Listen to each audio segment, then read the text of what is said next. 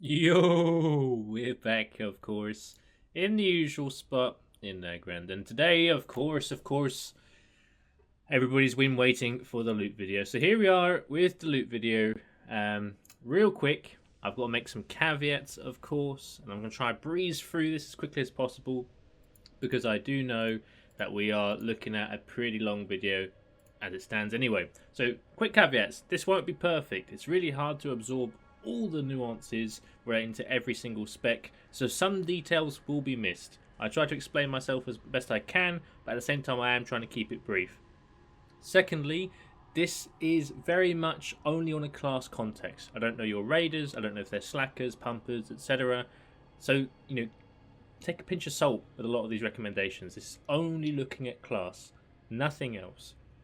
And finally, if you have any particular real comments to make about the loot prior that you think are really important, just explain it. I'm happy to edit the sheet afterwards. If I've made a mistake, I've made a mistake. That's fine.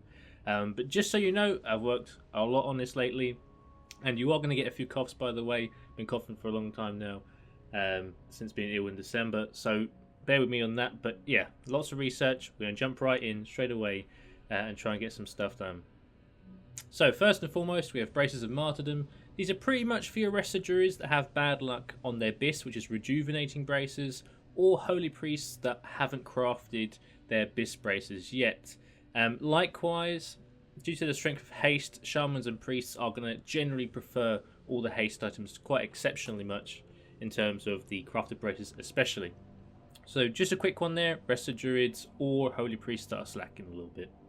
Cuffs of Devastation, this is a great bracer in terms of total stats. It's great and is the best option for Arcane Mage. However, it's not the best option for other casters despite how good it is. Spell Haste is essentially crazy compared to a lot of the stats that are available at the moment, or breakdowns in stats rather, that are available right now. So every other spellcaster actually prefers Braces of Nimble Thought. So as such, we're going to prioritise our Arcane Mage here, and then give it to anyone who lacks the crafted braces that are BOE. Next we have Deadly Cuffs. Similar to the previous bracer, these braces are great but bis for only one spec, and that is your warriors, your DPS warriors. Slam this on your Fury warriors first, and then probably your Kebab boys. Then if your enhancers lacking braces of lightning reflexes, they are likely the next best option. Other than that, feed these to whoever is still waiting for their bis braces. There's quite a few options here in the leather slot. Rejuvenating Braces, we've already mentioned these. These are the Resto Druid Bis. So straight to your Resto Druids, and then outside of that, you can go to your Slacking Shamans or any unlucky Holy Paladins. As mentioned, Resto Shamans really want those haste braces anyway. Next on to Braces of the Pathfinder. This is a generic main spec over off spec. There's no real major prior to be done here. They're okay. Simple. Howling Wind Braces. So these are the second best options for both Holy Palas and Resto Shamans, but Resto Shamans do have that simple bis of getting a crafted Living Earth binding. So as an Resto Shaman, it's a little bit criminal not to prioritise getting those haste ratings on your braces because it is quite simple. It's not really excessive on materials. By week 2 or week 3, you've got the Hearts of Darkness in your guild bank. No problem. So probably Holy Pally here first, but either way, it's not a major deal. Stillwater Boots, of course. These are going to be looking at your Resto Shamans and Holy Paladins once again. They're okay. They're pretty good even, but they're not bis. Main spec over off spec. I wouldn't prioritise either here. Then you've got Bloodstained Pauldrons. Again, bit of a catch-up item. Far worse, or quite a bit worse than, say, Stillwater Boots are compared to the bis, etc. Just not really worth thinking about. Main spec over off spec. Don't worry about it. Then we've got Blessed Adamantite Braces. These are the best in slot Holy Paladin braces, and of course, Holy Paladins are the only plate healers, so obvious choice. Next up, we have Furious Shackles. Now, as a small caveat, I did have some trouble getting reliable information on a few specs. Arms is one of the weird ones where there is obviously a bis list and stuff like that, but I'm always a little bit unsure with arms in particular regarding like two-hand and the kebab style. So these are really good for your plate DPS in general. Maybe not bis, but they are very good. In some lists I have seen that they are very good for your arms warriors, specifically the two-hand arms warriors, but I'm not 100%. I will be honest on this one. I'm not 100%, but generally speaking, there's not too much competition here either, go for the person who's really demanding them or feels that they are the best option for them, or a substantial upgrade, either one. Next we have Tracker's Blade, which is basically whoever wants it. It's just not a big deal. Next we have Chronicle of Dark Secrets. Now this is a tricky one to talk about so early on, but it is an important item. It is essentially the best offhand until Sunwell, I believe, and I won't go too deep onto this until we get to the Tempest of Chaos discussion, but it is an important decision that relies entirely on who you're planning to give your Zardoom or your Tempest of Chaos to in regards to the spellcasters. So naturally, if you're giving people one-handers, you're going to give them this to pair with it. Otherwise, if you plan them to get Zardoom in the near future or somewhat soon, you shouldn't be taking the Chronicle anywhere near them, because it's just a wasted item, of course. So straight away, we're going to be focusing on the specs that are going to be using one hand and offhand. For example, as a very brief sort of discussion, if you are a guild that prefers to stack just the numbers, only maths matters, and that means your warlocks are probably getting Zardoom first, stuff like that, then you're going to be putting your Chronicles on your balanced druids, elemental shamans, just because of the fact that they're going to be using one-handers, because Zardoom is their really big true bis, and every other option is a one-hand and offhand combo. But we'll talk more on this later. Essentially, this relates to your Tempest of Chaos and Zardoom prior, which we'll get to. So let's move on. Next, we have the Hate Fury Mantle. It's pretty good, but Spell Pen is like whatever in PvE, obviously. So main spec over off spec, whoever wants this. Then we have Anetheron's Noose. This is a great belt. Aside from Shadow Priests and Elemental Shamans, this is the BIS for all spellcasters. However, there are a couple of important caveats that mean you shouldn't stress too hard over this decision. First, Belt of Blasting is very good, and it's from Phase 2 obviously, and paired with the Haste PvP neck, if it releases relatively soon into P3, is on par or very close with Anetheron's Noose, plus the PvE options that are available in Phase 3, because you get to drop some hit from using the PvP neck, essentially. Secondly, Arcane Mages prefer Waste Wrap of Infinities if you aren't providing Shroud of the Highborn to your DPSs, which we will talk about at the relevant time. So all in all, great belt, but very much the best options in many cases, despite the fact there's a plethora of good belt options. So TLDR, don't think too hard here, just don't go for Shadow or Elemental, as they prefer other belt options. And spoiler alert in terms of Shroud of the Highborn, I'm not a massive fan of going with the DPSs on Shroud, so here you will also deprioritize your Arcane Mage if you're following through consistently with what my recommendations are. So Arcane would be quite low as well, because you're going to give them the Haste belt instead, because you are not going to give them Shroud of the Highborn. But again, we'll get to that. Next we have Archbishop's Slippers. They're okay, pretty decent, main spec over off spec, whatever's the biggest upgrade. Now we have a belt that I have called Damn Boy in my head, because on all the sheets and collation material that I've used for this video, it was DAMB, and for some reason my brain keeps calling it Damn Boy, so this is forever known now as the Damn Boy belt. And essentially, this is going to your hunters. Now, it is a great belt, don't get me wrong, there are other homes that would like it too, but as far as the best in slot options go, this is pretty much straightforward to your hunters. Now, I don't differentiate between hunters very often, so if I say hunters, I am including you survival. I'm a big fan of survival, don't want to seem like a hater, so just to get it out there, I don't differentiate on quite a few items between the hunters. I value them pretty highly across the board. So, hunters, the Damn Boy belt. Next we got Enchanted Leather Sandals, good boots, but main spec over off spec. Healers are looking for the trash boots, or if they're a Resto Druid, they're already looking, at Orca Hide. Basically, just Stam is the main issue. But overall, these are just okay, they're good, whoever wants them, essentially. Similar story here, main spec over off spec. It's not awful, it's not great. Simple. Quick Strider Moccasins. Now, these are, again, main spec over off spec. Solid boots, but man, there's so many good male options at the boot slot that it's just not a big deal. Sling it anywhere, really, and don't even hold it against them, because there are better options in Phase 3, and I think these might be a little bit worse than Cobra Lash for most people anyway. So it's just one of those ones where it's just adding to the plethora of good male options in the boot slot. go wherever is the biggest upgrade. Now I've got Glimmering Steel Mantle. Holy Paladins do use tier 6, but this is a great stand-in until then. Obviously the only target, so there you go.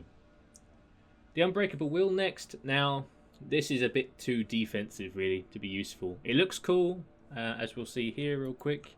It does sheath on your back. It's cool, but not that great, unless you're playing like full Boomer or something. So, obviously, your prot warriors can use this, but it's just not as good as the other options. Alright, and next we have Blade of Infamy. Now, this again has one word, Hunters. And to be honest, I would probably lean towards Survival here because they are looking to acquire 2 of these bad boys. Beastmaster wants 1 of these in tandem with another weapon. However, Survival going first, or having a priority rather, makes sense since they're looking to use 2. And of course, their debuff for the entire physical raid group sort of, bumps up, a little bit extra. It's a bit of a better upgrade than it is for a Beastmaster. Anyway, so yeah, Survival Hunters, maybe a slight nudge here, but Hunters, that's where this goes. Pillar of Ferocity. Now, this is very clearly a feral tank weapon. It's really good. Simple. Bastion of Light. Now, this is maybe a bit of a discussion topic. The Holy Paladins that I've spoken to and seen various lists of aren't 100% on whether this is their best shield or Fellstorm Bulwark is their best shield. I'm assuming this one is, just because higher bonus healing with the gem socket. But with that sort of internal debate amongst the Holy Paladin community, even if it's not a major one, it kind of does exist from what I've seen at least. I would give a slight nudge to Resto Shamans here, but really it's minor. It's a great shield. It's going to have the highest possible bonus healing. So Resto Shamans, Holy Paladins, maybe a slight priority of Resto Shamans because Fellstorm Bulwark exists and crit is better on Holy Paladins. But either one, all good. Now we're on to Khazra Gal. Now Angelista's Sash is super good on your Holy Priests. It is their BIS option. In fact, with Circle of Healing and Spell Haste and to spam it as much as you can, it's really strong in AoE mechanics. So you're going to go to your Holy Priests here first. Now, this is going to be a recurring theme in regards to Rest of Druids. We're going to talk about it very briefly, as fast as I can. There's a 5 global cooldown breakpoint for haste. It's relatively high. It does depend on your MS, your ping.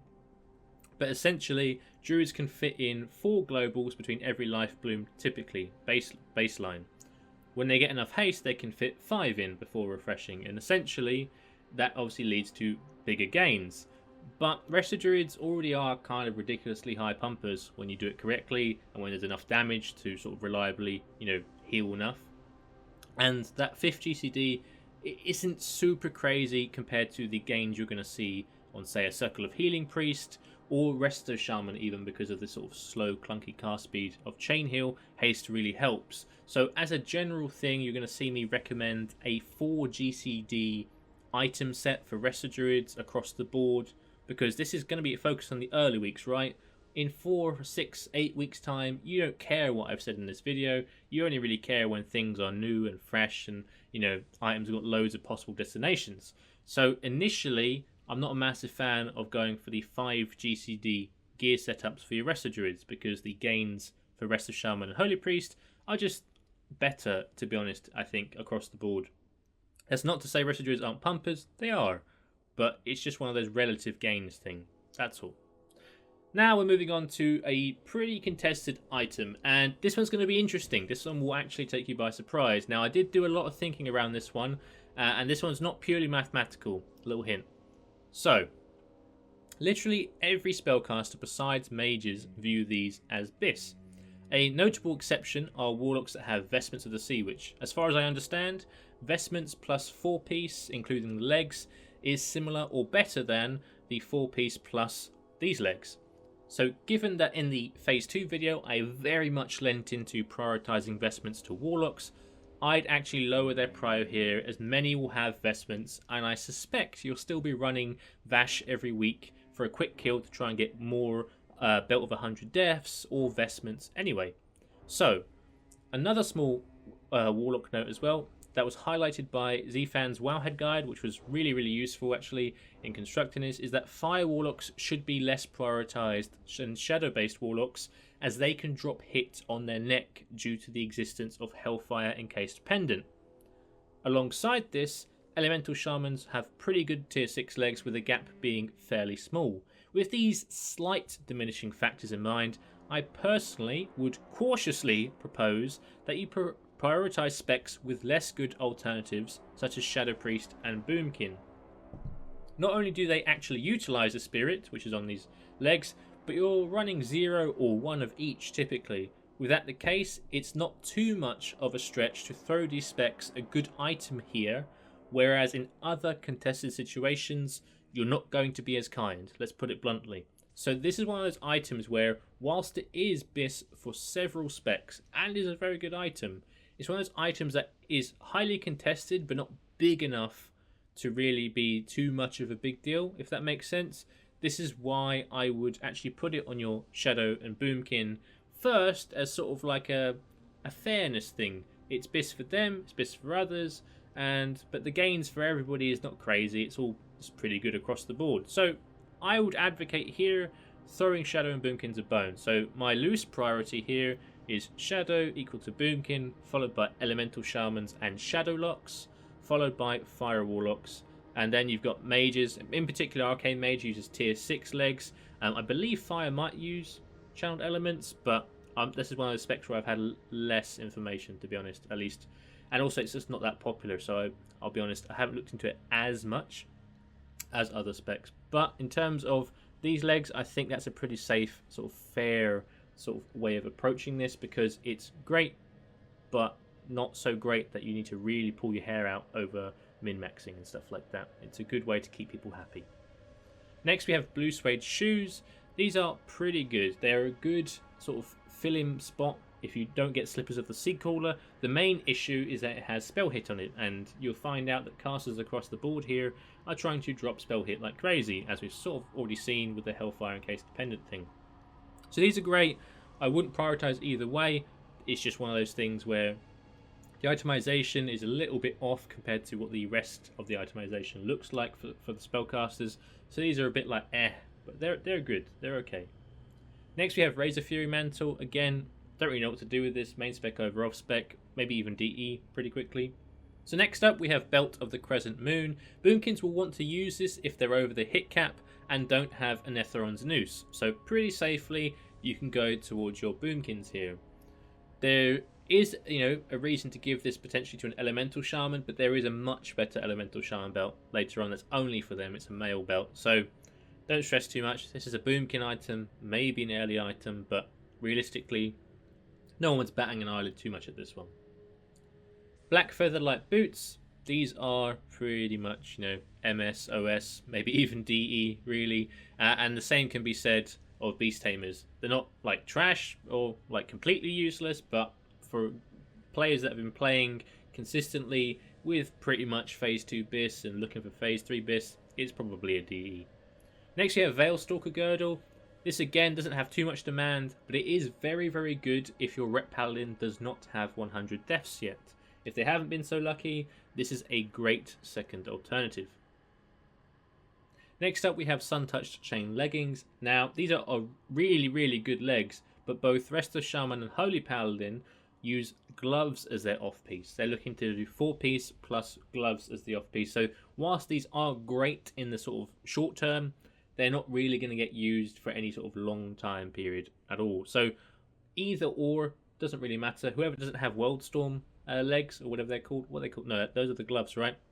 There's pants, right? Really good pants from Kale that are male and have a similar profile to this. If they don't have those, shove these on them whilst they wait for tier 6. Pretty much like that. Belt of Seething Fury, again, not awful, but one of those things where it's main spec over off spec, not a whole lot of demand here. It's pretty good. Hammer of Atonement. Now, this is obviously a bit of a spicy one, because it's basically got the same healing amount as your Fathom Scepter from Vash, except instead of MP5, you've got crit. Now, that naturally will put it onto Holy Paladins that haven't had Fathom Scepter yet, followed by any other fathomless healers. All healers are eyeing up Crystal Spire though, so the prio here isn't too important. Pretty much every healer that received this is going to view this as sort of like a, oh no, am I not going to get Crystal Spire now? That's just the human nature response to this decent but altogether medium kind of weapon. So really just go for whoever gets the most mileage. I wouldn't hold it against the healer too much in the Crystal Spire discussion, but just keep it in mind. Holy Paladins get more from this, but whatever really, like whoever's fathomless, if that makes sense. Alright, Khazragel's Hardened Heart. It's a nice upgrade over the Gruul Shield, and is quite threat orientated with the hit rating, but you aren't going to be using this in the Bissa because Bulwark is just a higher item level essentially. It's not as aggressive, there's no hit rating on it, but it's just a bigger, better shield really across the board. So ultimately, go to your prot warriors here, and it can be okay if you're prot paladins, if the prot warrior already has it or doesn't feel too strongly about it until Bulwark. Either way, it's just a good mitigation shield. Next we have Asgalore, and first we have Don Rodrigo's Poncho. Again, bit of a catch-up item, main spec over off spec. Then we have Shady Dealer's Pantaloons. Now these are actually Rogue Prio because they do want tier 6, but it's a good solid off piece until Rogues can, claw together 4-piece and Cursed Vision or 5-piece, whichever. But these are a pretty good stopgap in those early gearing phases. Next we have Bowstitch Leggings. Now this is basically survival versus ret versus enhance, and it's fairly small for enhance since they can utilize hit rating from alternatives a lot better than the other two specs. So whilst it's quite close between survival and ret, I would lean survival as ret has slightly better alternative options in this phase. So very loose, it's not going to have crazy amounts of demand, but I would go survival first here. Also, it helps that they're providing a raid buff that scales with their gear. So again, I'd go survival here first, followed by ret, followed by enhance. It's not too strict. Hopefully these will get handed out pretty quickly. It is very close. More of a soft prio here. It's really good for all three of those specs. Next we have Glory of the Defender. Main spec over off spec. I mean, I'm not sure why this exists, but sure. Girdle of Hope. Holy Pal Abyss. Nothing more to say. Boundless Agony. Now, I believe this is the weapon that Beastmasters are using alongside Blade of Infamy. Nobody else cares, so shove it on your Beastmasters. Really that simple. Alright, so now we're on to our first tier 6 tokens, and we're going to start seeing some familiar themes. What typically happens is we have sort of like a baseline prio, and they're going to swap around based on which slot the spec doesn't use, essentially. So for Conqueror tokens as a whole, it's hard to look past putting 4-piece on your prop paladin first. Now, it's just so strong. Not just the bonuses are great. 10% on consecration is fantastic for all the AoE trash you're going to be clearing, but importantly, shield block value is okay, but it's just not that exciting. It's pretty not useless. That's an overstatement, but do you know what I mean? It's just not that great. But tier 6 replaces shield block value essentially with an additional avoidance stat. So you're getting both threat pumpage, mitigation pumpage, plus the great set bonuses. It just makes the most sense to go prop pala first here. Now following that, we have a few more things to mention. As we discussed just a moment ago rather, Holy Paladins do not use tier 6 gloves as part of their 4-piece. So whilst they prefer the Vash gloves, we're going to move them to the back of the queue. On top of that, ret also forgoes tier 6 gloves because, you guessed it, expertise. So essentially this leaves us warlocks and priests. Now as far as holy priests go, it is likely that tier 5 will actually be utilised heavily for a lot of content, and is very competitive in the content you choose tier 6 for. As such, holy priests should be towards the lower end. Not because they can't use it, not because they wouldn't use it, just because tier 5 has a lot of mileage, and depending on who you speak to and what encounter it is, tier 5 4-piece, can be or is BIS, depending on a few factors basically. So they're going to be at the back of the queue for pretty much all these tokens, unfortunately. Sorry, Holy Priest, but 2 tokens for boss. It'll be fine. Then you've got your Shadow Priests and Warlocks in priority across the board on Conqueror tokens. So similarly, Shadow Priests do use their tier 6 4-piece as their BIS setup. However, the gains of the 4-piece from tier 6 compared to 4-piece tier 5 does pale in comparison to the absurdities that you get from your warlocks getting, jacked up with tier 6. So, ultimately, short version, prot pala into warlock, into shadow priest, into holy priest, and then you've got ret and holy pala at the bottom because they just don't care that much. On to the next glove token. This is a straightforward one, the protector token. And I know it might raise a couple eyebrows, but let me first start by saying I'm all aboard the 3-piece Fury warrior setups. Given that this setup doesn't use tier 6 gloves, we've got both hunter specs as our primary bias, given their performance as pumpers and melee buff providers respectively. Also the bonuses are just good, steady shot 10%. Don't mind if I do, basically.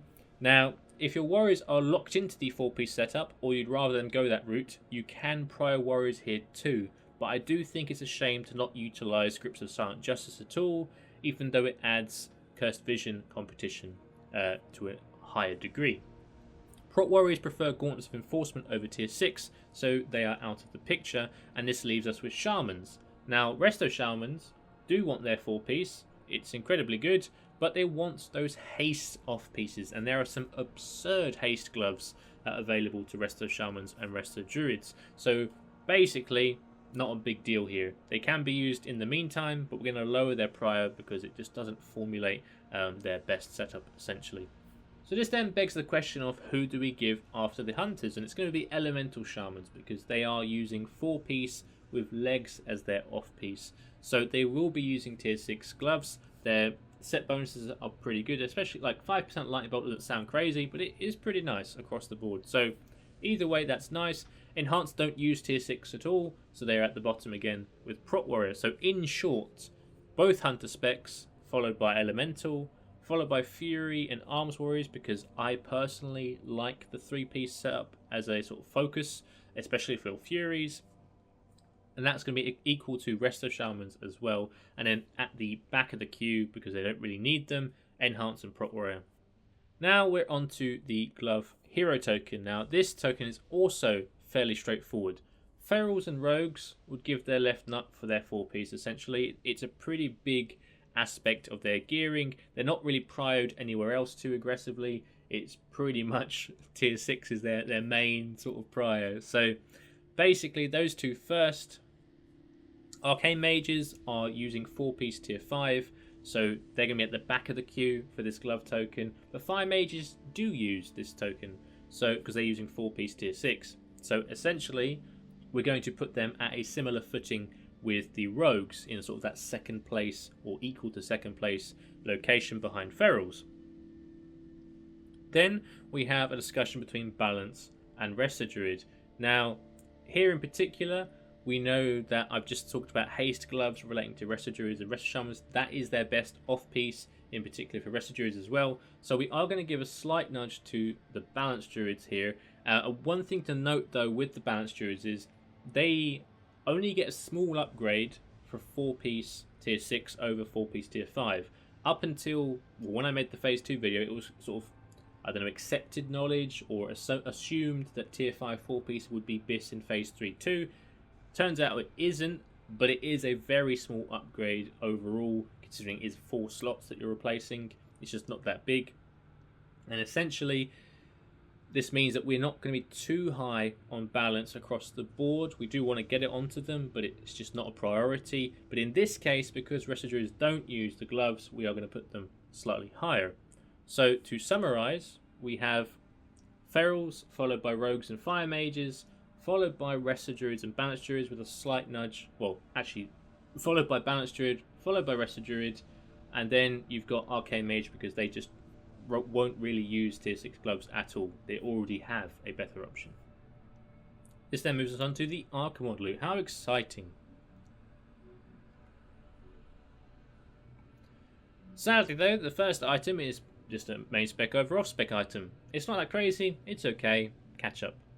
Then we get onto Leggings of Eternity, which I'm going to try and make as brief as I can. Since we're absolutely cucking Holy Priests on tier, I'd go them first here. Not only that, but they also have less alternatives. It's just one of those things where it just makes sense to go there. These legs are also bis for Wrestler Druids, but they have another option in Kilt of Immortal Nature, which is not far away from this at all. So again, we're looking at our Holy Priest Prior here, followed by our Wrestler Druids, essentially. Also want to note, Wrestler Druids aren't going to be using 4 pieces as far as I know, so they are actually using only 3 pieces of tier 6, sometimes only 2 if we're looking at the 5 GCD set. So ultimately, they're going to be using the gloves that I've sort of alluded to before, the haste ones, plus these legs, but they have a leather alternative, so they're lower than Holy Priest. I just saw someone yoink my cloud. Sad. Really sad. But overall, you know, that's the prior. All good. Next up, we've got Midnight Chest Guard. Now, this is basically 2 specs. Enhance and Ret really want this chest. Now, in terms of who to go for first, I think there are okay arguments either way. I personally like Enhance a tiny bit more, just because Ret has a few more options. If they're already blacksmithing, they can respec to armor smithing and get an easy upgrade with the Ancient Bulwark chest from armor smithing. So I kind of like the idea of going Enhance first here because of that blacksmithing factor, but it's pretty small. It's just two people in your raid, 2 or 3 people in your raid, I guess, if you run 2 enhances that will want this. So it's not going to be highly contested, but either one I would lean slightly Enhance here just because of that blacksmithing option. And tier 6 is not truly woeful for Ret Paladins either. Next we have Mail of Fevered Pursuit. Not very good. Probably disenchanted, to be honest. Then we have Savior's Grasp. Again, not very... well, it's okay. It's okay. But it's probably going to be DE'd. It's only your Holy Paladins anyway. Then we have Leggings of Endless Rage. These are pretty decent, but they're nowhere close to Leggings of Divine Retribution, which we'll come to. So it's main spec over off spec. Whoever gets the most upgrade, probably DE pretty soon. Next we have Scepter of Purification. Now, this is a very, very good item. Obviously, your Holy Priests and Wrestler Druids are after this, but I wouldn't differentiate too much on class here. But I would judge it based on current weapon options or future weapon options. For example, we're about to discuss Apostle of Argus in a few moments.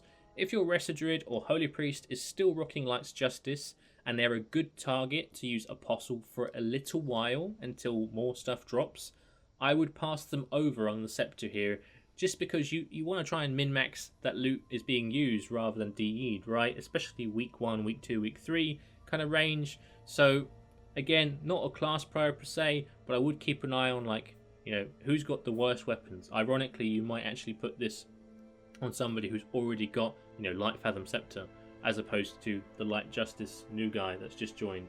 Just because of the fact that Apostle needs to go somewhere, or ideally would go somewhere before it's DE'd, but in some cases you might just have to DE anyway. But that's my only thoughts on this one.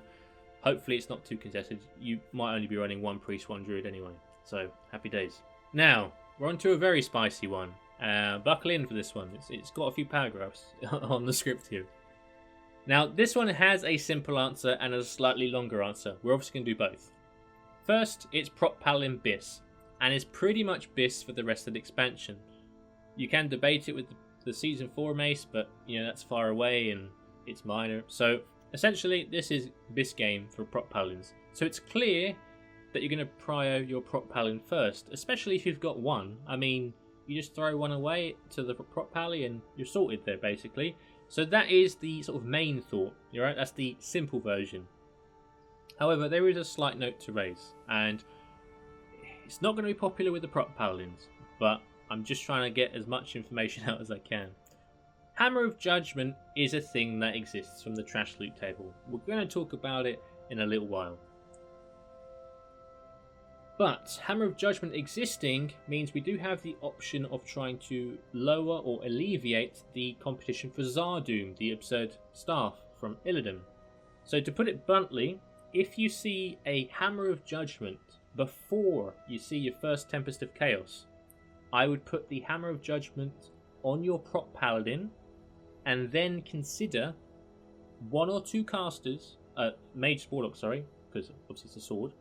But you should consider 1 or 2 Mage Warlocks, maybe even 3 if you've got loads of casters. That will be sort of pigeonholed into getting Tempest of Chaos. Now, It's not an easy decision, of course, because technically Zardoom is BIS for everybody in terms of the spellcaster world, but there are some specs that are less upset with Tempest of Chaos, even though it's a super great item. It mainly revolves around hit and being able to drop hit rating, and again, this is pointed out by the Zfan or Zepan, I don't know how to say the name, but fantastic sort of notes that were put in the Warlock guide. Fire-based casters will use Hellfire Encased Pendant, which allows you to drop hit in the next slot, because the next best option is Translucent something, Spellthread Necklace, I think it is. That has hit on it. So by dropping the hit, this is less egregious of a... Well, it's not even an egregious downgrade on Zardoom. What I mean is the gap is even smaller between Zardoom and then Tempest and Chronicle.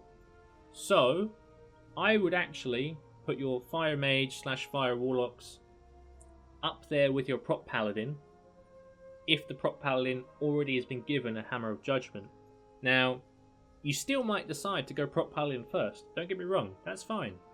But it is really important to try and solve the Zardoom issue. We'll get to it, obviously, but Zardoom is such a pain in the ass, that you really do want to think about, hey, Hammer of Judgment's dropped, Tempest might drop, you know, in an hour, whatever. You know, just go with the Prop Pally, and then think about it when Tempest drops, that you might want to go to a Fire Mage or Fire Warlock first. It might be a bit of a hot take. I know that Prop Pallies will be a little bit upset, because obviously this game is this game. Let's not, you know, beat around the bush. This game, cool. Like that is the point of sort of gearing. You want to get the best options to the best or most long, the option that has the most longevity, right? So Prop Pallies are the easy choice here. But if you already have seen a Hammer of Judgment, consider your Fire Boys. That's my simple summary. Don't hate me, Prop Paladins. Cataclysm's Edge next, and we have Arms Warrior Abyss. Basically, it's a sword, ideal. Got armor pen, cool. It's okay for Ret, but just don't scam your Arms Warrior. If he's playing two-hand, give him Cataclysm's Edge. And I think, from what I've seen, I mean, it's a bit loose, but from what I've seen on the Fight Club Discord, a lot of people suggest they might turn in their kebab weapons once they get Cataclysm's Edge, because it's not blacksmithing related, for one, but also just, it's cool. See, it's cool. Either way, onto Apostle. Now, we've already talked about this a little bit, but essentially, you're going to put this wherever it's a good upgrade, really. Nobody wants this. It's good, but nobody wants it, really. They're all looking at Crystal Spire. So again, in some of these weapon decisions, especially two-hand versus one-hand and offhand, you're really trying to do like a triangle kind of decision-making process, right? You've got the offhand that you need to think about.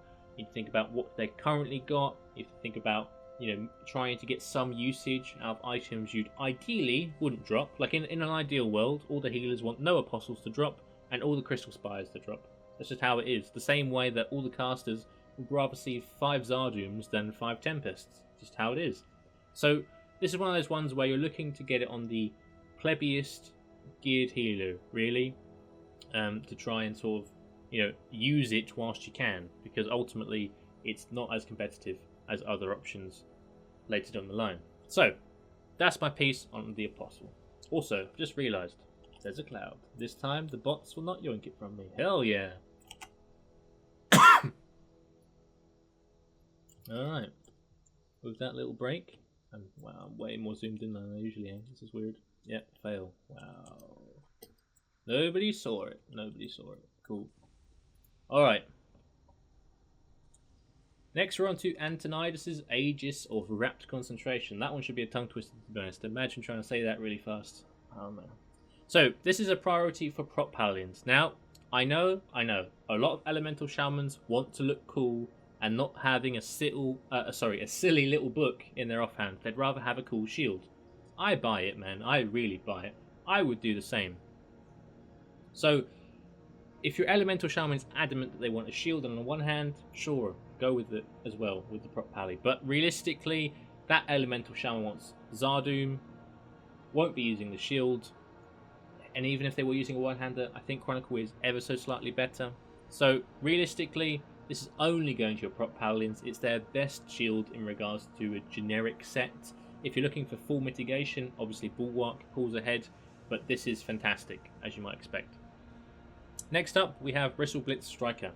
Now, this is just unequivocally the Bis Hunter weapon. There are some circumstances where I've sort of read where apparently the Black Bow of the Betrayer can be slightly better when mana is an issue, but realistically with Judgment of Wisdom and all that jazz, I mean, I'm not sure it will be, but I'm not a hunter, so don't quote me on that exactly, but either way, I wouldn't prioritise either spec here. I guess if you're being really nitpicky, you put it on your Beastmasters first, but ultimately the biggest gap in the DPS between Survival and Beastmaster is related to the pet more so than the weapon, so either way, I wouldn't differentiate, but you can if you want to. This brings us to the tier 6 helm token. Now, this is very similar to the glove token here. The main difference is that Holy Paladins want this one, because they are using gloves in their off-piece, but helm is definitely as part of their 4-piece. Ret still doesn't want tier 6 helm because they prefer Cursed Vision and some other off-pieces ahead of it. We're still punishing Holy Priests for their ability to get a lot of mileage out of tier 5.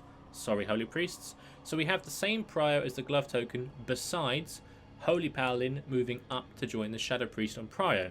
To summarise, Prot Pala first, followed by Warlocks, followed by your Shadows and Holy Palas. Then you've got your Holy Priest, and then finally your Ret, who should never see a tier 6 token for main spec in most cases. So, unless they just want to look cool, that's fair enough.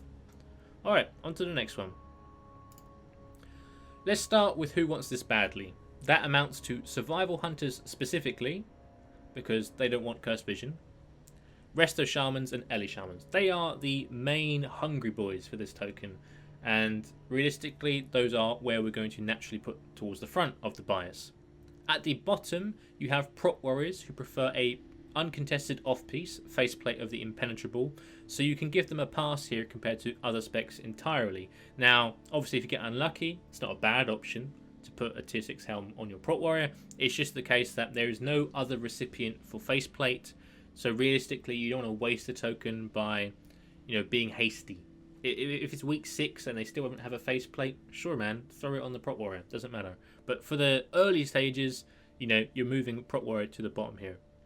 Then in that sort of in the middle bracket, you have Beastmaster, DPS Warriors, and Enhanced Shamans. Now, Enhanced Shaman is firmly towards the bottom of that middle bracket. They can use tier 6 helm if you're cuckolding them on Cursed Vision. But spoiler alert, we probably aren't if you're following this roughly. So, this builds a natural tier system though. First we have Survival Hunters and Ellie Shamans, whom I would give a slight bias to over Resto Shamans, just due to their 4-piece bonuses being pretty nice DPS boosts. Whereas healing can get a little overkill, given that many encounters don't strain the average raid team too hard on damage taken, at least till Sunwell.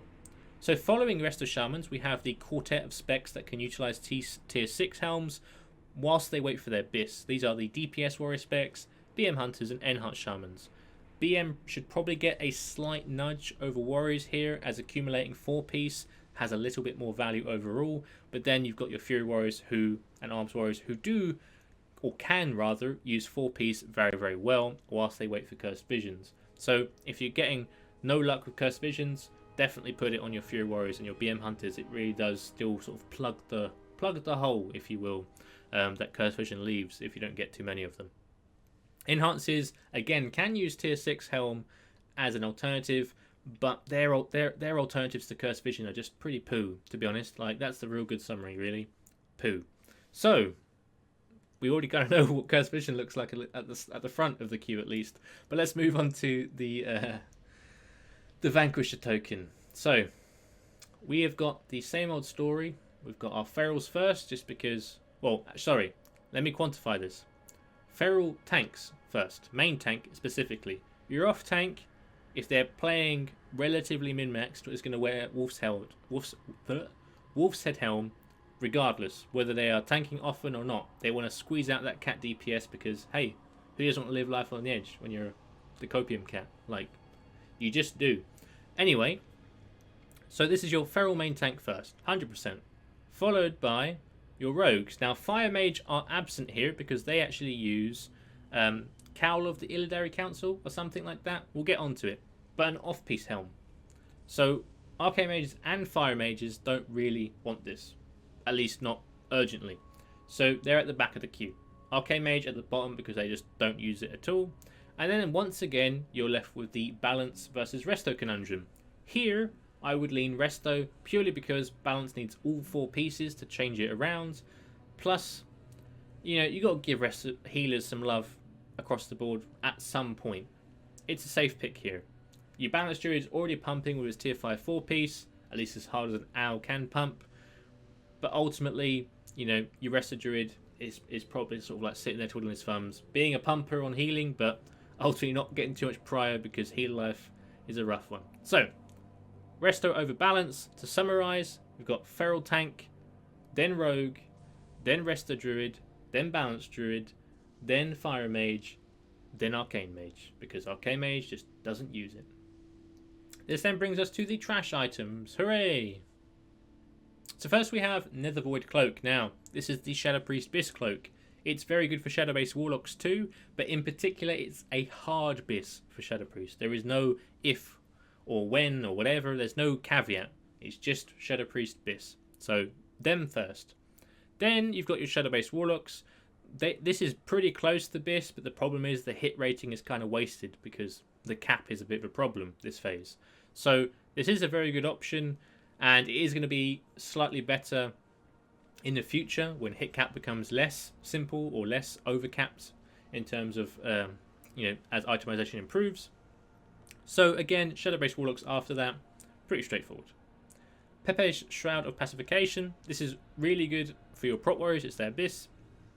And then it's sort of like a decent mitigation cloak for your prop paladins, but I'm not sure how often they're going to be using this cloak, especially since it lacks defense rating, which can impact crit immunity. So not 100% how much usage your prop pilot is going to use. He or she probably will use it all day, and essentially it's just prop warrior prior either way.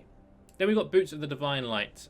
Now this is Bis healer boots aside from holy paladins who prefer pearl inlaid boots, which we'll see in the future, but this is a strict holy priest prio because orca hide boots exist. And essentially, this is just a stamina upgrade. So your shamans and your resto druids that already have orca hide, ignore them for a while because it's just stamina that they gain. So hard prio holy priest here, no questions, just slam it on them. Next one, Chestguard of Relentless Storms, cute, but I think it's a DE. Choker of Serrated Blades. Now this is a great neck for most physical DPS. The decision comes between this and Endless Nightmares, which is slightly better, deviates depending on overall setup, and also there's the stamina factor. Now Endless Nightmares, which we will see, is ever so slightly better for I think the majority of the specs, but a lot of these specs are melee, right? So they're kind of fans of having a bit of chonk, in case they get cleaved every now and then. I know that for some specs this does sim ever so slightly ahead in the correct setup, so essentially it's just hard to talk about given that two options are so close together. The main detractor of Endless Nightmares being that it's got no stamina. So I wouldn't try too hard here to do a class-based prio. But it's between your warriors, BMs, enhancements, and your rogues. Ferals and Ret Pallers, they can wait. Well, Ret Palla in particular has a better option. Ferals can wait because they're not going to probably use this until phase 4, I believe. So ultimately, you're looking at warriors, BM hunters, enhancers, rogues, in no particular order. Next, we've got Hellfire Encased Pendant. Now, this is the one we've talked about. It's got crit and fire spell damage. Basically, go on your fire boys. It really helps out. It does sort of lead them towards the Tempest of Chaos route. But to be honest, I mean, Tempest of Chaos looks sick too, man. Like, it's a good neck. It's the best in slot for the fire boys. And it helps you get rid of Tempests. Simple. Great. Hammer of Judgment. Now, this is the one we've talked about in relation to Tempest. This is pretty nice for your prop pallies. That's pretty much the main thing I wanted to talk about. Again, don't get me wrong. It's not like you can't give this to your Boomy or your Ellie or your Shadow. But realistically, it is really good on your prop palla, even if it's just the waiting room for Tempest of Chaos.